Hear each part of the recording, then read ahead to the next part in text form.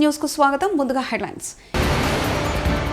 బిల్లులపై రాష్ట్రపతి నిర్ణయానికి 3 నెలల గడువు. సుప్రీంకోర్టు సంచలన తీర్పు. ఇదేం ప్రభుత్వం? సీఎం రేవంత్ రెడ్డికి హరీష్ రావు స్ట్రాంగ్ వార్నింగ్.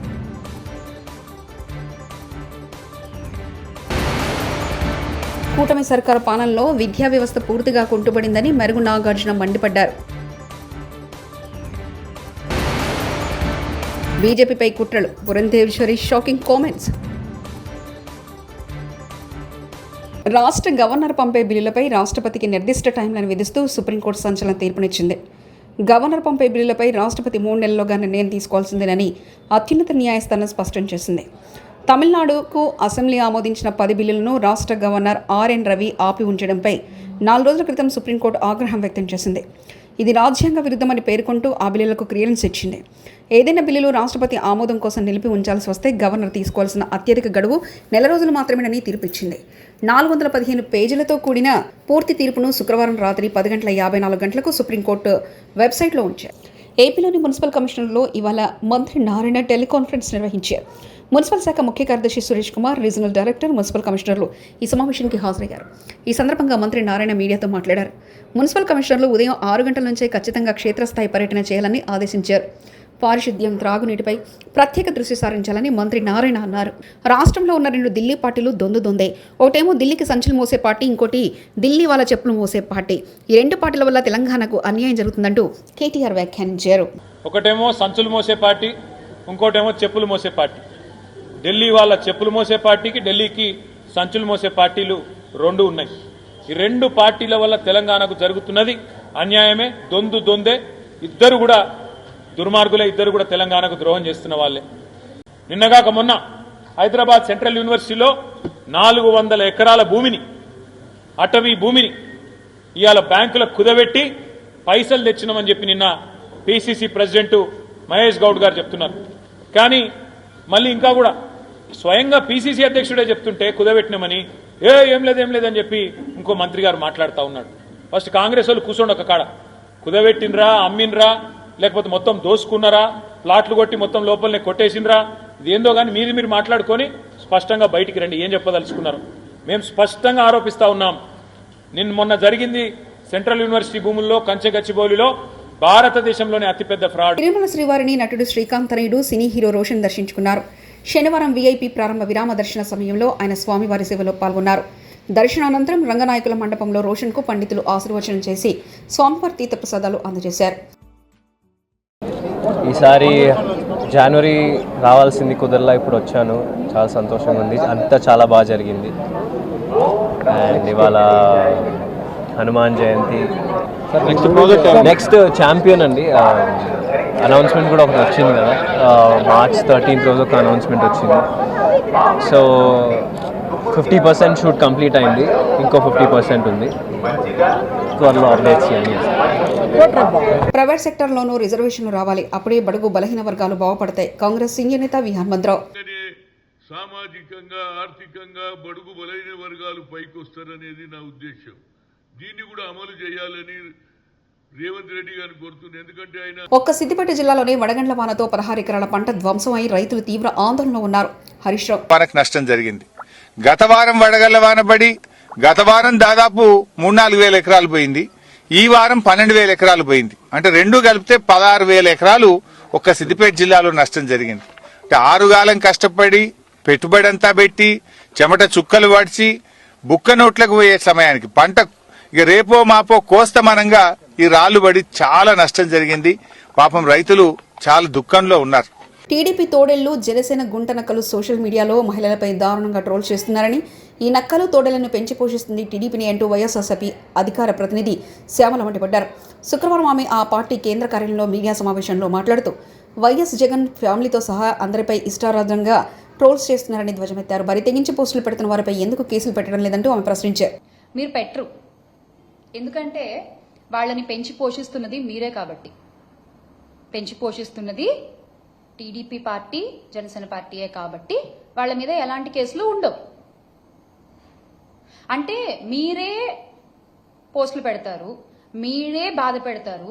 ఎవరినో ఒకరిని అరెస్ట్ చేసినట్టుగా చూపించి ఇదిగో మాకు మహిళల పట్ల ఇంత గౌరవం ఉంది, అసలు మహిళల్ని ఎవరు ఒక్క మాట అన్నా, అది మా పార్టీ వాళ్ళైనా సరే మేము ఊరుకోము, మేమంత ప్రేమిస్తాం మహిళల్ని అంటూ మళ్ళీ పింకాలు పలుకుతారు.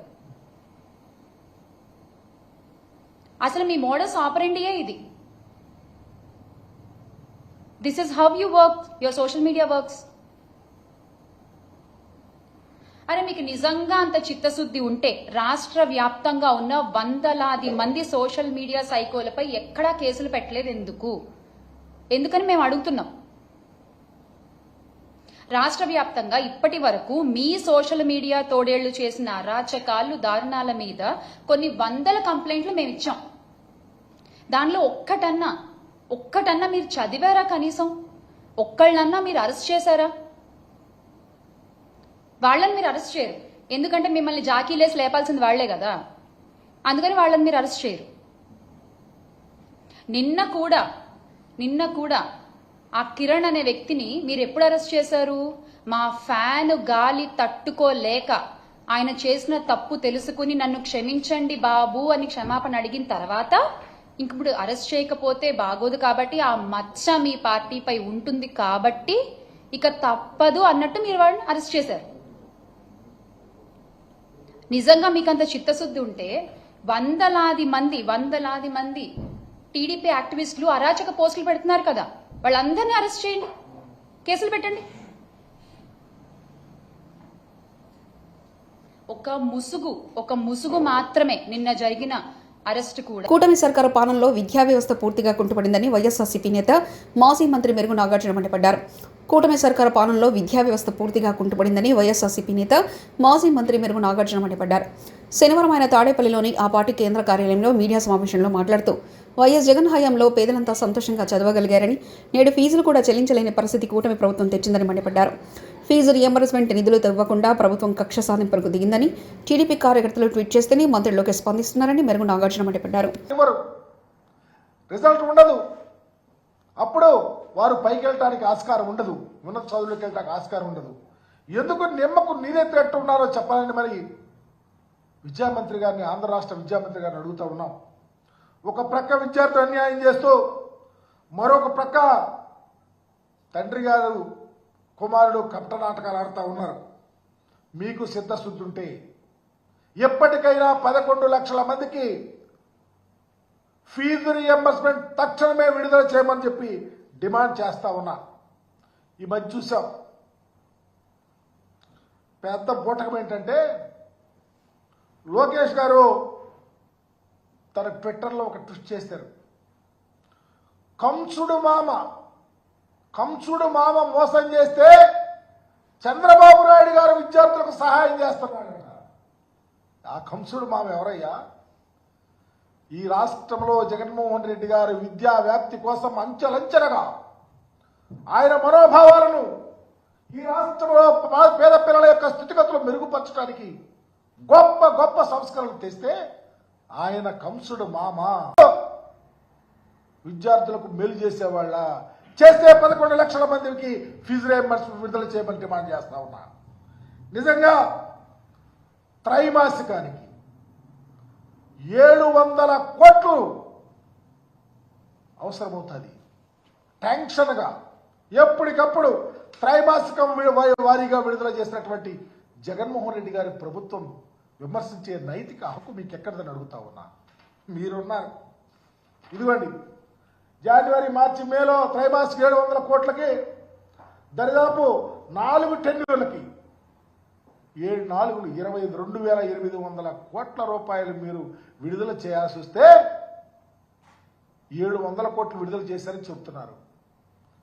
2,800 ఎక్కడా, 700 ఎక్కడా, ఎవరి ముక్కులో పెడతారు? అంబేద్కర్ రాజ్యాంగం మారుస్తారని మోదీ ప్రభుత్వంపై కాంగ్రెస్ నేతలు దుష్ప్రచారం చేశారని బీజేపీ ఏపీ అధ్యక్షుడు దగ్గుబాటి పురంధేశ్వరి తీవ్ర విమర్శలు గుప్పించారు. కాంగ్రెస్ హయాంలోనే రాజ్యాంగంలో ఎక్కువసార్లు సవరణలు జరిగాయని చెప్పారు.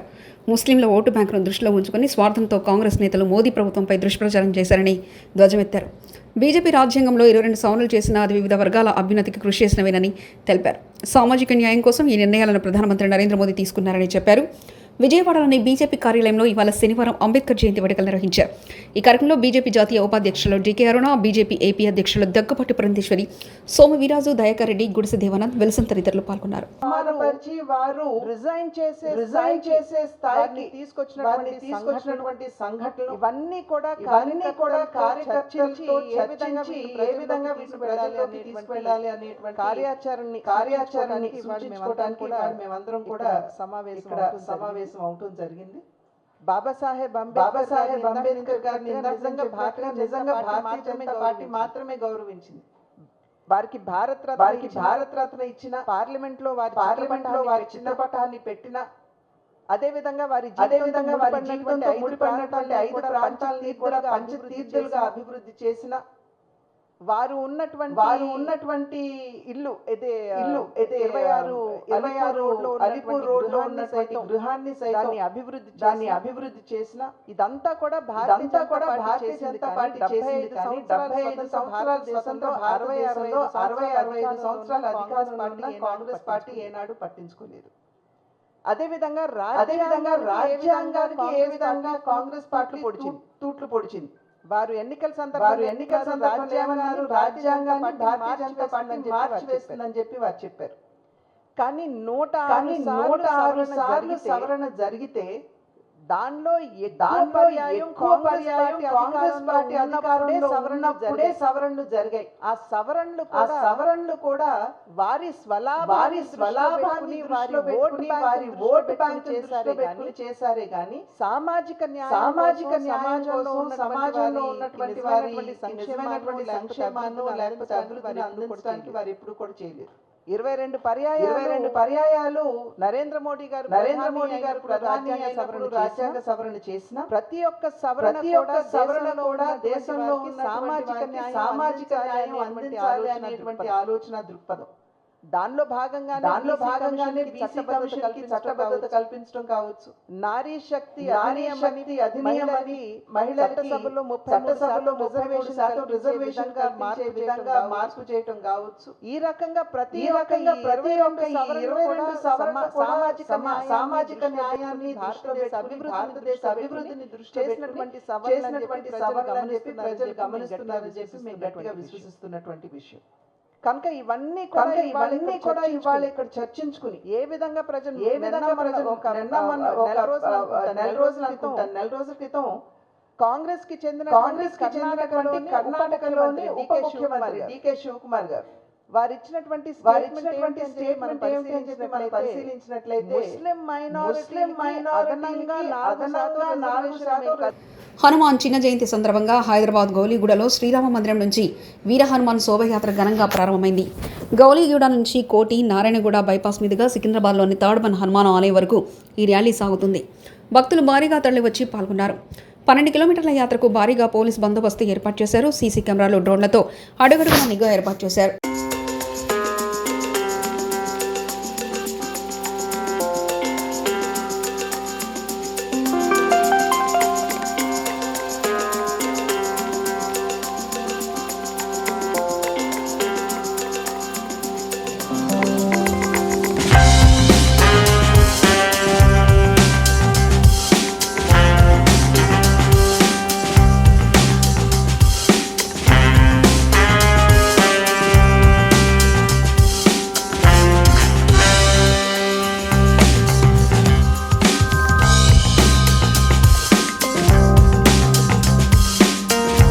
హనుమాన్ చిన్న జయంతి సందర్భంగా కర్మన్ ఘాట్ ధ్యానాంజనేయ స్వామి ఆలయానికి భక్తులు పోటెత్తారు. బారాసా ఎమ్మెల్సీ కవిత స్వామివారిని దర్శించుకుని ప్రత్యేక పూజలు నిర్వహించారు. భక్తుల రద్దీ పెరగడంతో ఆలయ ప్రాంగణం కిటకిటలాడింది. రద్దీకి అనుగుణంగా భక్తులకు అసౌకర్యం కలగకుండా ఆలయ సిబ్బంది అన్ని ఏర్పాట్లు చేశారు.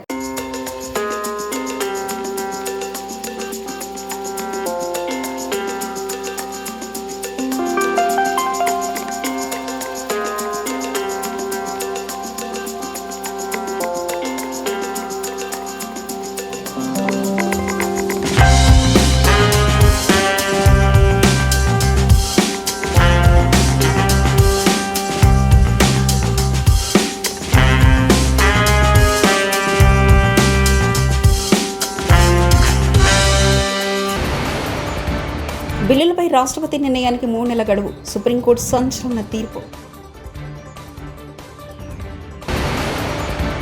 ఇదేం ప్రభుత్వం? సీఎం రేవంత్ రెడ్డికి హరీష్ రావు స్ట్రాంగ్ వార్నింగ్.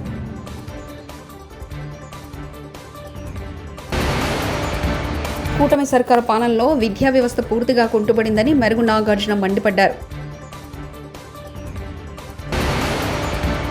బీజేపీపై కుట్రలు. Purandeswari shocking comments. ఇవి బులెటిన్ విశేషాలు.